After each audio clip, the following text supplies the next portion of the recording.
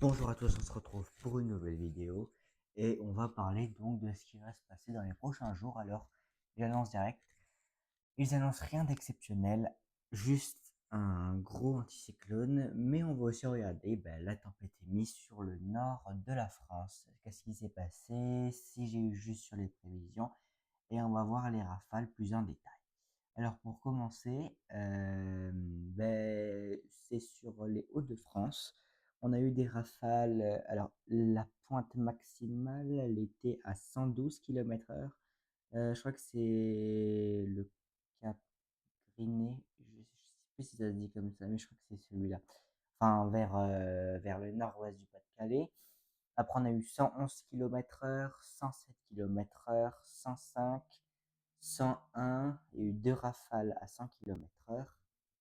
Et par rapport aux prévisions que j'avais fait, eh bien, j'avais prévu des rafales donc dans le Nord-Pas-de-Calais qui étaient prévues à peu près, hein, bien sûr, entre 80 à près de. Alors, c'était bien localement 130 à 140, vraiment très localement sur les plus fortes averses.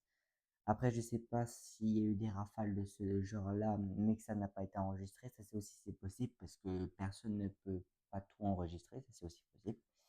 Mais sinon, en moyenne, on a eu des rafales là entre 100 et 115 km/h. Donc voilà, entre 100 et 112 même km/h. Donc c'est légèrement moins, mais voilà. Sur le Pas-de-Calais, moi j'avais prévu entre 80 et jusqu'à 120 km/h localement. On a eu des rafales avec des minimums. Alors 48, ça c'est des endroits. Alors soit il n'y a pas eu de relevé de rafale, soit il y en a eu un, mais voilà, parce que vous savez, les rafales en tempête, parfois c'est isolé, surtout que dans le Nord-Pas-de-Calais, ils ne prévoyaient pas énormément, c'était surtout sur le sud du département. Voilà. Mais en moyenne, voilà, on a eu 66, 90, 95, 86, 98, 107. Voilà, donc des bonnes rafales. Ensuite, dans le Grand Est, là, les rafales étaient aussi normales. J'avais prévu entre 60 et 70, même 80 km/h entre l'Aube et la Lorraine, et jusqu'à près de 90, localement 100 km/h sur le nord-nord-ouest de la région Grand Est. Alors, euh, en termes de rafales, eh bien, on a eu jusqu'à 76 dans le Bas-Rhin, 96, presque 100 km/h. En fait, c'était vraiment local. C'était vraiment très local. 76 vers la ville de Altkirch, 69 à Mulhouse. On a eu jusqu'à 71 vers Nancy. On a, alors là, c'est pas marqué, mais il y a une rafale à 111 vers ici. Je sais pas il y a quoi comme ville ici, mais voilà. On a eu aussi des rafales à 95 km/h près de Saint-Dizier, 89 dans la Marne, 81, près de 80 dans les Ardennes, donc ça rejoint bien aux prévisions. Ensuite, donc je peux déjà enlever ces deux pages. Ensuite, on a eu dans l'Île-de-France, alors si je peux, excusez-moi, en fait, je voulais mettre la carte de vigilance. Voilà, j'avais oublié ça, le truc de droit. Bref. Dans le Val d'Oise, j'avais mis une alerte jaune orange, et ben franchement, je me suis pas loupé. Alors là, franchement, en fait, c'était plus pour la partie nord, mais vu que c'est un petit département, je me suis dit, étant donné que ça peut être isolé, ben, j'ai mis sur l'entièreté du département. Donc, on a eu en Île-de-France des rafales qui étaient comprises entre, allez, 50 grand minimum et jusqu'à 104, voire peut-être même très localement, peut-être ça n'a pas été mis, mais jusqu'à 110 km/h, étant donné qu'on est en 111 ici. Donc voilà, l'alerte était très bien mise. Je trouve que là, je ne me suis pas loupé. En termes de vent, ben, on était dans les clous, hein. On était on était entre 90 et 100 km/h, donc c'est parfait. Ensuite, on va continuer avec la prochaine région, la Bretagne. On a eu des rafales à 106 km/h. Alors, je sais plus comment ça s'appelle. c'est la pointe. Bon, bref, vous voyez ce que je veux dire ici, là. J'ai totalement oublié le nom. J'avais prévu des rafales dans les terres, vraiment dans les terres, entre 60 et 70. On a eu entre ouais, 60 et 70. Donc là, c'était réussi. Je suis satisfait. Ensuite, plus près des côtes, mais c'est pas aux côtes carrément, entre 70 et 80 km/h. Effectivement, on a eu entre 70 et 80 km/h. Et vraiment sur le littoral, entre 80 et 90 km/h, ça aussi c'est réussi. J'aurais peut-être même dû mettre localement 100, voire 110. Bon, après, je pouvais pas savoir, mais bon, voilà. On passe à la prochaine région. Pays de la Loire, bon, on a eu pas grand-chose, mais des rafales entre 50 et 70, localement 80, ça rentre encore dans les clous. Ensuite, bon, après, Nouvelle-Aquitaine, on n'a rien eu, hein, clairement, il n'y a rien eu du tout. Ça, c'était logique. Alors, sur les rafales, je me suis pas planté, ça, c'est bien. Nouvelle-Aquitaine Sud, ça aussi, ça sert à rien parce qu'il n'y a rien eu. Alors, en Corse, comme je l'avais prévu, alors là, je l'ai pas mis là-dessus. Enfin, c'est là, mais bon, c'est pas grave. Ah, si, je l'ai, attendez. Je me rappelle. Ah, voilà. Je me suis bien dit que j'avais regardé. En fait, j'ai oublié ce matin, mais en fait, c'est localement 130. Parce que je peux pas faire sur la Corse très précisément, vu qu'il y a plein de massifs. Enfin, il y en a un, mais il est assez large. C'est principalement toute l'île. On a eu donc des rafales jusqu'à. J'avais dit localement 130, mais même 160. Alors 160, ça m'étonne même pas, parce que là-bas sur la Corse, c'est totalement normal. Et c'est pour ça que j'ai mis. Alors, je sais pas si aujourd'hui j'avais mis une alerte. J'en ai aucune idée. Non, c'était la dernière fois, c'était hier. Effectivement, alors non, c'était pas là, c'était voilà. Hier, j'avais mis une alerte orange, mais reste tranquille, toi, je t'ai pas demandé de t'activer. Hier soir, j'avais mis une alerte orange, enfin plus qu'hier soir, c'est qu'il y a quelques jours déjà, j'avais mis une alerte orange sur la Haute-Corse pour des violentes rafales de vent. Eh ben, je me suis pas trompé pour le coup, parce qu'on a eu des fortes rafales de vent vraiment sur une bonne partie de la Haute-Corse. Alors ici, c'était logique, parce que ça, j'avais prévu. Et sur le sud de la Corse, l'alerte jaune aussi était bien pour des rafales entre 60 et 70, voire 80. Et même, on a eu une pointe à 91 km/h au sud de la Corse. Ensuite, en Occitanie, bah, on a eu des rafales aussi, hein. Faut pas sous-estimer. On a eu des rafales dans l'Aude et dans les Pyrénées-Orientales. Alors, cette carte, je l'ai bien sûr actualisée. Regardez, voilà. Et là, on aurait, donc c'était pour ce matin, précisément, des rafales entre 80 et 90 km/h et une alerte jaune, donc pour la région de la Côte d'Azur. Je serai là pour aller plus vite. La Corse, orange. Alors là, l'alerte orange sur la Haute-Corse, je pense qu'elle est finie, pour moi personnellement. Et ensuite sur l'Aude et les Pyrénées-Orientales. Donc, bah, c'est parfait. Voilà. Vraiment parfait. Je suis très content de moi parce que le zonage est vraiment bon. Ah, je suis satisfait. Ensuite, voilà, bon, ça je savais. Pourquoi je disais je savais? Parce qu'en fait, étant donné que je viens de cette région, euh, je sais que les rafales de vent, elles sont toujours fortes où il y a les littoraux. Enfin, c'est pas parce que je viens de cette région que je sais, au littoral, c'est normal. Mais par exemple, je prends un exemple. Encore, des fois, on annonce des rafales à 130. Des fois, on a 180. Vous voyez, en fait, je sais pas, je crois que c'est à cause des montagnes, ça fait ça. Parce qu'il faut savoir que cette région, c'est vraiment très en pente. Parce qu'il y a les montagnes et la mer. Donc, ça fait que la vitesse du vent, bah, en fait, elle peut clairement vite augmenter.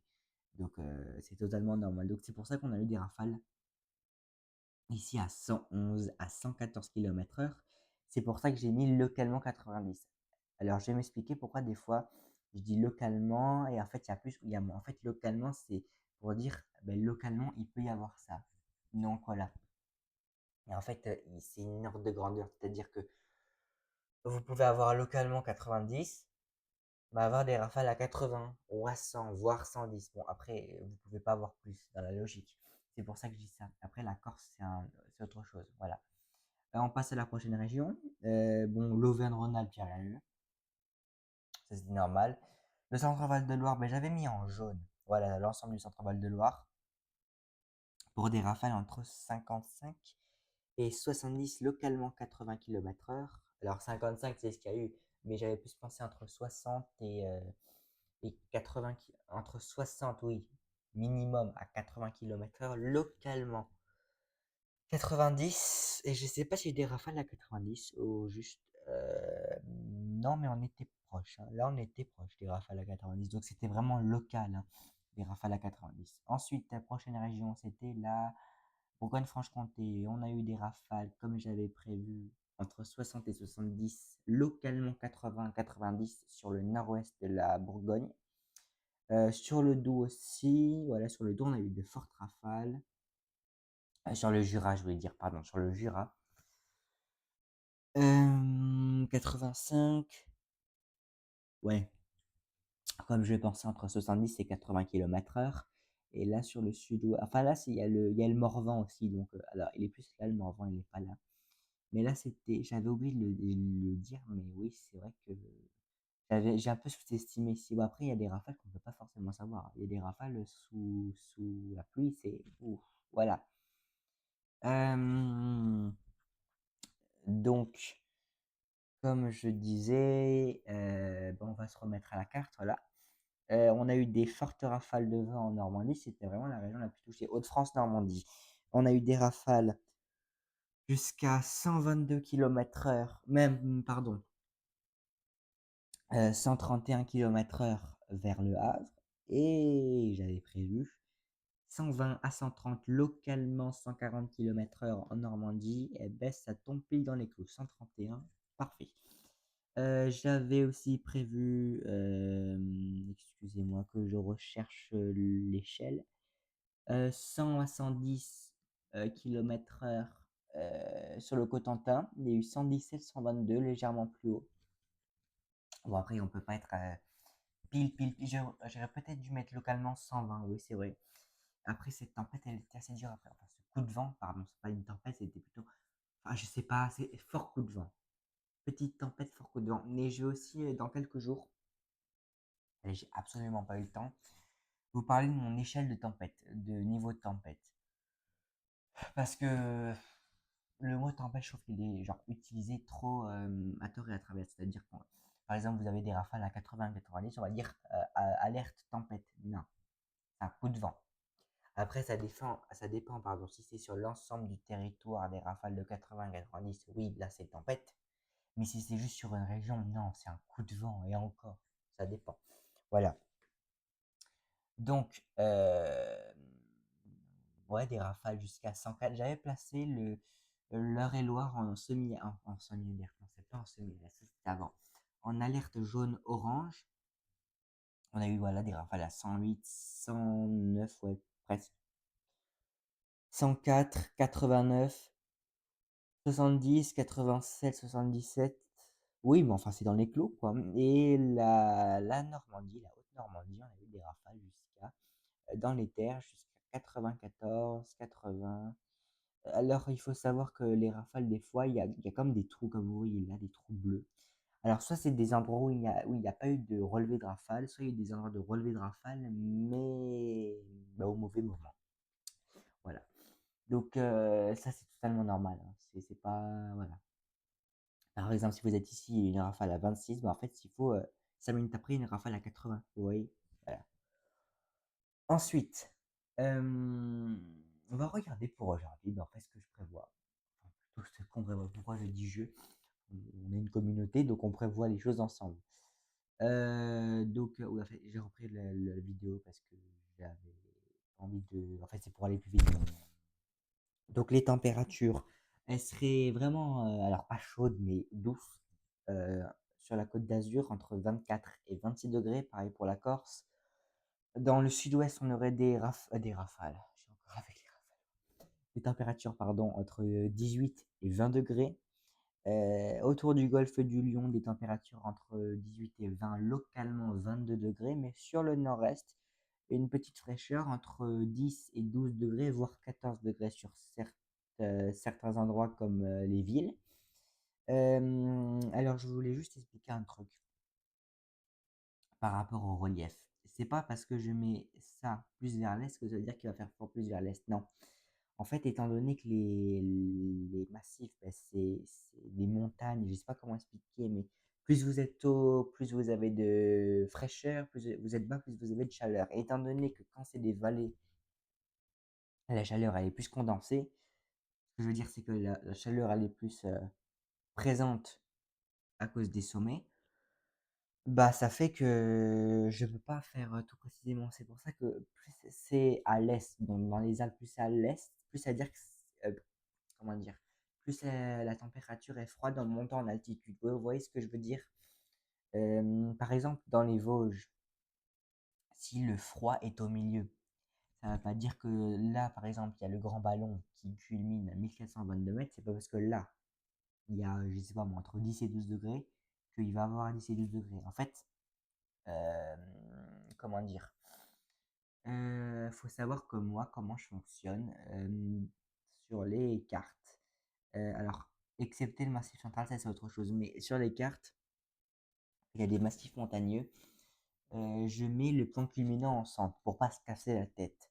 Et après, bah, la température la plus froide que je vois sur les modèles, bah, je la mets au milieu, bien au milieu, et au moins ça permet de se repérer sans se casser la tête. Voilà.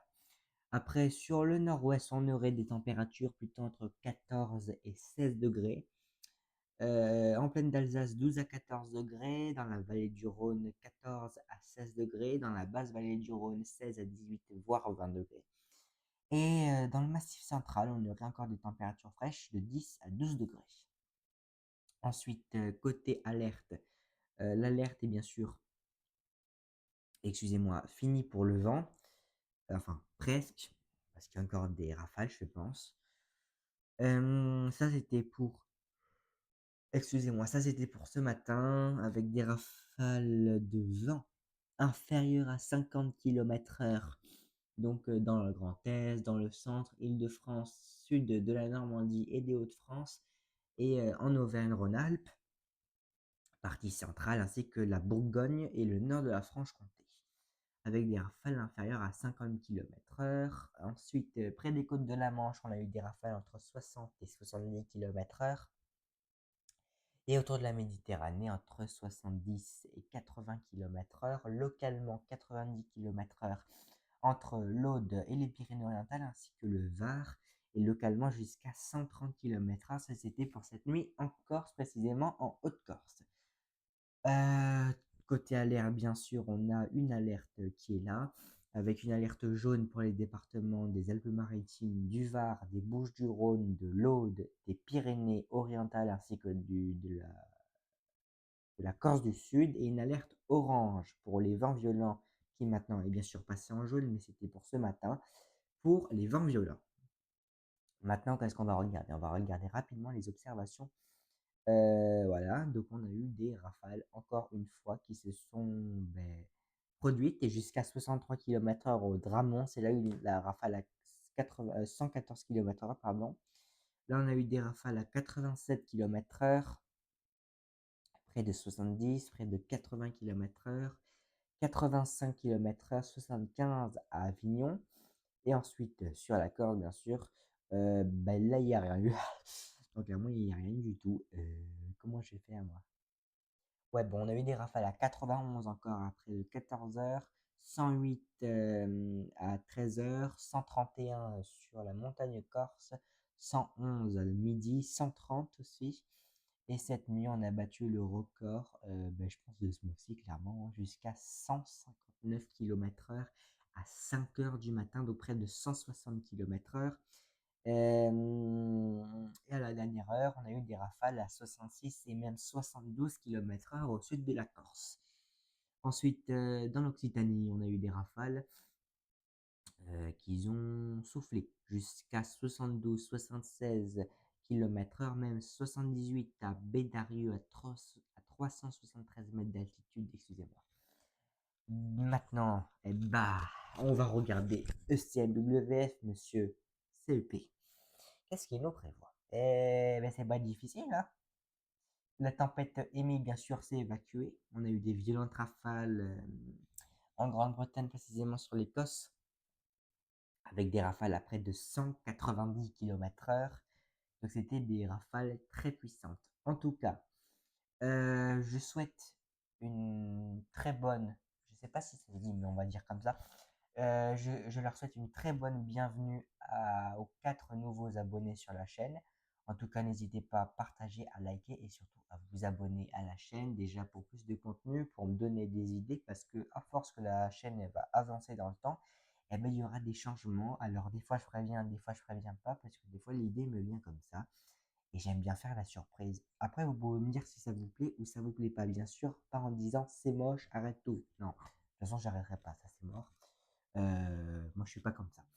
Donc, on va continuer. Donc, la tempête Amy est en train de littéralement de mourir sur les pays scandinaves et le Danemark. Mais qu'est-ce qui va se passer? Alors ensuite, il y a une dépression qui fait partie de l'ex-système Umberto, c'était Umberto, oui, qui va faire que l'anticyclone va se décaler et peut-être même regonfler, enfin pas peut-être, il va regonfler sur la France et ça va nous apporter un anticyclone. Mais cet anticyclone, ben, en fait, le problème c'est qu'il va partir. Mais il y a un autre anticyclone par derrière. Et pourquoi cet autre anticyclone il vient? Ah ben en fait, c'est pas difficile. Je vais vous montrer pourquoi. Parce que, eh bien, vous avez, une dépression qui s'est isolée ici, voilà, qui faisait partie du système Umberto, mais qui est mort. Mais cette dépression s'est isolée. Ce qui fait que, que l'anticyclone, il ne peut pas traverser la dépression, il ne peut pas la scinder en deux. Il va aller au-dessus de la dépression, il va passer sur la dépression. C'est comme s'il enjambe la dépression, donc qui est ici, voilà. On va revenir à l'Europe parce que sinon on va pas bien. Et ensuite, qu'est-ce qui va se passer? Ben, cet anticyclone, étant donné qu'il y a les dépressions qui passent plus au nord et qu'elle, elle va se creuser, eh ben, cette dépression va faire, va faire une impulsion sur l'anticyclone, ce qui va faire que cet anticyclone ben, va gonfler et va en fait clairement atterrir sur la France. Pourquoi? Parce qu'on a une large goutte froide. Enfin, c'est pas une goutte froide, mais c'est une zone où il y a un peu plus de fraîcheur en altitude, une zone de basse température en fait en altitude entre l'Italie et Gibraltar qui va faire que bah, l'anticyclone ne pourra pas descendre. Non, il ne peut pas descendre. Là, il n'a pas envie, il se dit, ben non, j'ai pas envie de descendre, il reste. Vous voyez, il y a une goutte froide là, juste ici. Alors, cette goutte froide, je ne crois pas qu'elle va apporter des précipitations. Ça, je n'avais pas vu, mais je ne crois pas qu'elle va apporter des précipitations. Ah, si, il y en aura des précipitations, effectivement. Alors, ça ne va pas être le déluge, mais ça prouve quand même qu'il y a une anomalie froide en altitude. Alors normalement, c'est à 500 hectopascales. Si je me trompe, voilà, à 500 hectopascales, vous avez une anomalie froide de température. Là, vous avez -12 à -10 degrés, et là, vous avez plutôt -18 à -20 degrés, ce qui fait qu'il y a une anomalie froide, donc une goutte froide. Et bien, l'anticyclone, lui, il peut pas continuer, il peut pas écraser totalement. Non, parce que cette goutte froide, elle va avoir quand même un impact. Mais on a ici ça, cette dépression, cette goutte froide, c'est une goutte froide clairement, qui va essayer de s'échapper. Mais en essayant de s'échapper, elle va vouloir partir et rejoindre ce système. Mais ce système, eh ben, il fait aussi pression sur l'anticyclone. Donc ça fait quoi? Eh ben, ça fait que, attendez, s'il vous plaît, si CMWF faudrait bien être avec moi, hein, allô? Je sais pas. Ah, c'est la connexion des fois qui bug. Excusez-moi, hein. Des fois la connexion bug un peu. Euh, bon, c'est pas grave. Donc voilà, c'est bon. En fait, ben, l'anticyclone va continuer à, en fait, il va gonfler, dégonfler, gonfler. Enfin, il va varier un peu, mais pas énormément. Et en fait, il va rester chez nous. Parce que comme je l'ai dit, regardez, il y a la dépression. Elle va rentrer légèrement en contact avec l'air froid. Alors, elle va pas exploser. C'est pas une tempête, excusez-moi. Mais cette dépression, bah, elle va se creuser assez bas. Et ensuite, bah, qu'est-ce qui va se passer? Ben, lui, l'anticyclone, bah, il va commencer à y avoir une faiblesse dans la logique. Donc, cette faiblesse anticyclonique, elle va faire que. Alors, la faiblesse, là, on ne la voit pas tellement. Là, on ne la voit pas. Mais si on prend l'autre run, il y a une faiblesse anticyclonique qui fait que l'anticyclone, alors il se disloque sur la partie sud, mais il remonte légèrement, il s'étend et je dirais il se recreuse, non, c'est pas une dépression, il regonfle et va en fait impacter, pratiquement tout l'hémisphère nord. Pardon, toute l'Europe, je voulais pas dire l'hémisphère nord, je voulais dire l'Europe. Il va impacter, toute l'Europe, mais il y aura des gouttes froides qui vont se faufiler et voilà et après on va se retrouver peut-être dans une situation encore une fois de blocage anticyclonique parce que vous avez un anticyclone au Canada, un anticyclone au Groenland, un anticyclone en Europe et un anticyclone vers le Maroc, Portugal et Açores. Et ici, vous avez une goutte froide ici qui va apporter de la pluie, une dépression en Bulgarie, Moldavie et Ukraine, en Roumanie, pardon, pas en Bulgarie. Et ensuite, une dépression ici, euh, au large de Terre-Neuve, sud-est de Groenland et sud-ouest de l'Islande, et une autre dépression bien plus froide sur les pays scandinaves. Mais maintenant, qu'est-ce qu'il nous dit, monsieur IFS? Eh bien, donc lui, donc, il y a la tempête Imi qui est en train de mourir, clairement. Et ensuite, ben, vous avez ben, la dépression, comme j'ai dit, qui s'isole. Elle va s'isoler, pourquoi? Parce que l'anticyclone, comme j'ai dit, va enjamber la dépression. Cet anticyclone va regonfler au contact de la goutte froide. Alors, comment la goutte froide, elle a fait pour venir ici? Alors, c'est pas difficile. En fait, vous avez des fois des petites parties comme ça, des dépressions qui se mettent là. Mais ça se voit pas comme ça. Sur une carte, ça se voit pas forcément. Et en fait, ça fait ça. Ça fait comme une ondulation vers le bas. Et ça fait que, ben, que ça se creuse légèrement. Voilà, ça se creuse très légèrement. Et ça fait une goutte froide. Donc, cette dépression, eh ben, elle va un peu se creuser et elle va faire une pression sur l'anticyclone comme tout autour, ce qui va faire quand même gonfler l'anticyclone. Mais étant donné que là, ben, l'anticyclone, bah, il se dit, enfin, il va pas se dire parce qu'il est pas conscient, c'est pas un humain. Mais l'anticyclone, lui, qu'est-ce qu'il veut faire? Eh ben, lui, il veut trouver un échappatoire parce que lui, il en a marre d'être là. Comme nous, on en a marre de le voir. On n'a pas d'action en ce moment. Un petit peu, mais pas énormément. Lui, l'anticyclone, qu'est-ce qu'il va faire? Eh ben, il va commencer doucement, j'ai pas dit totalement, mais il va commencer doucement à mourir. Mais c'est là que c'est intéressant parce que soit on a une dépression qui s'isole encore une fois et qui nous fait laisser l'anticyclone, voire même regonfler. Et après, bah, c'est un peu incertitude. Alors, une chose importante à vous dire, c'est là, faut surveiller ça parce qu'en fait, depuis plusieurs runs, ça avait disparu depuis, mais depuis plusieurs runs, on a ça. Et ça, je pense que ça peut être une descente polaire. Une première descente polaire pour fin octobre, faut vraiment voir. Alors là, je sais même pas si on peut parler de tempête. Alors, je ne pense pas encore. Mais comme vous voyez, c'est vraiment une descente polaire, effectivement. C'est très froid. Parce que si on regarde les températures, c'est très très froid. C'est très très très très très froid. Enfin c'est très froid, c'est froid quoi. Et à 500 hectopascales, ben là c'est vraiment froid, hein. Là c'est clairement une descente polaire, c'est la signature parfaite.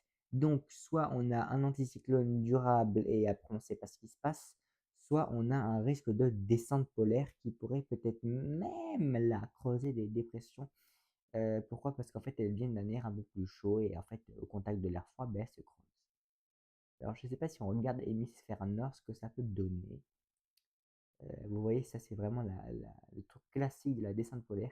Et vous voyez que là, le jet, il est pratiquement rectiligne sur toute cette partie-là. Tout ça. C'est juste là, ben, ça part un peu en cacahuète, quoi. Mais sinon, le jet, il est beau, quoi. Il est waouh. Vous voyez le jet là? Eh ben, il est presque bien. Enfin, là, il y a une petite faiblesse du jet quand même.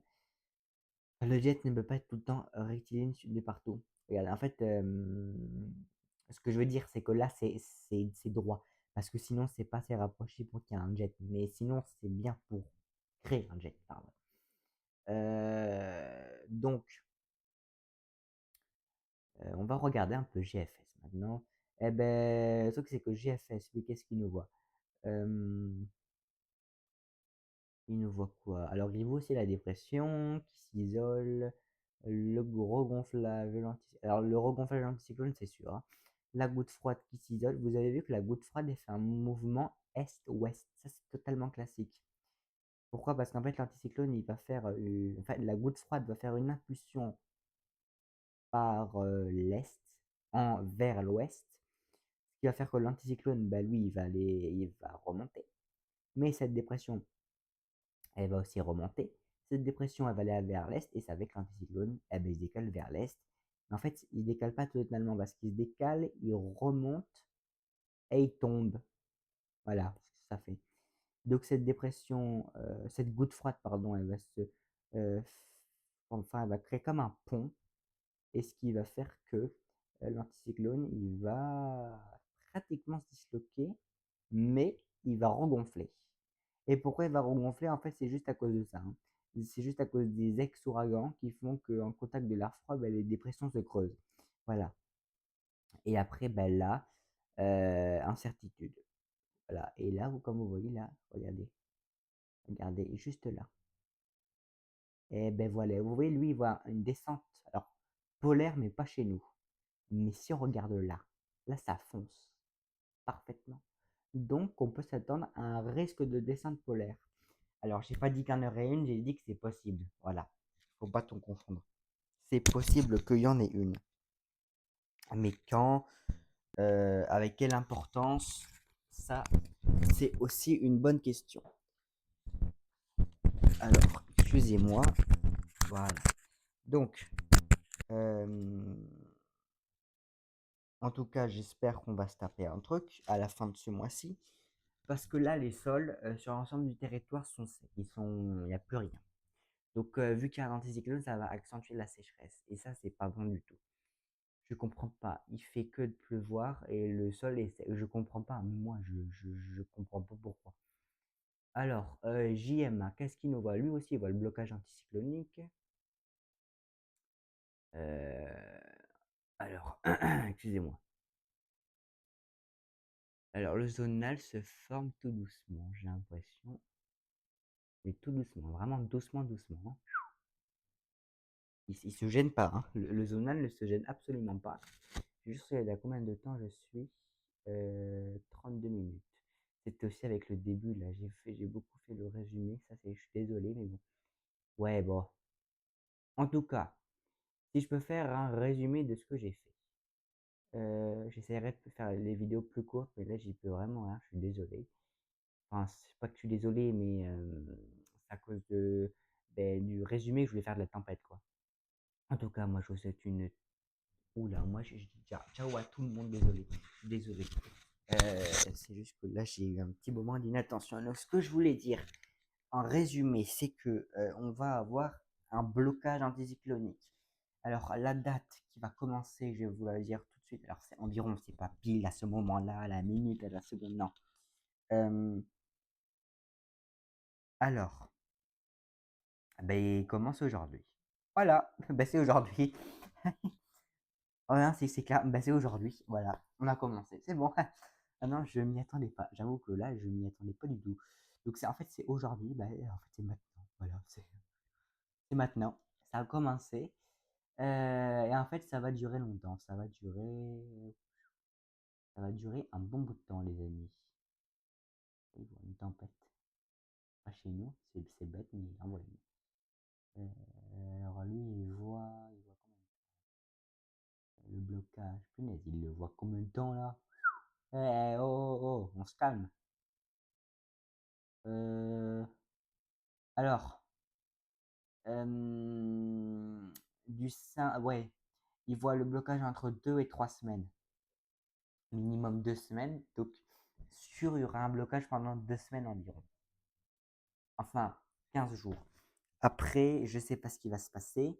Soit il y a une descente polaire, soit il n'y en a pas. Mais ça, c'est trop tôt pour en parler.